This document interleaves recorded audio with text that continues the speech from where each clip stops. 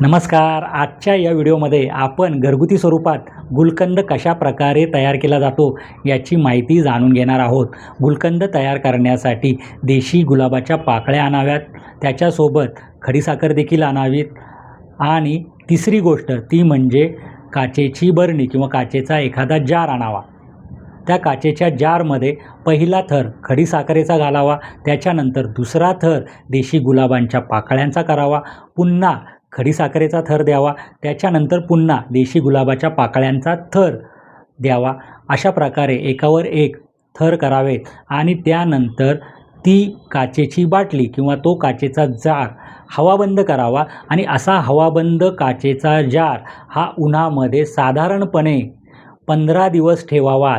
त्या 15 दिवसांमध्ये ते मिश्रण एकजीव होते आणि असे एकजीव झालेले मिश्रण याचे सेवन साधारणपणे 2 महिन्यांनी करण्यास सुरुवात करावी.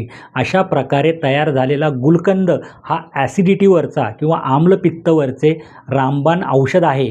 त्याबरोबरच ज्या रुग्णांमध्ये किंवा ज्या व्यक्तींमध्ये शरीरामधील उष्णता वाढलेली आहे, जुनाट ज्वर किंवा जुनाट ताप ज्या व्यक्तींना येऊन गेलेला आहे, ज्या व्यक्तींची तब्येत काही केल्यास सुधारत नाही आहे, अशा व्यक्तींमध्ये गुलकंदाचे सेवन करणे हे अत्यंत हितावह ठरू शकते.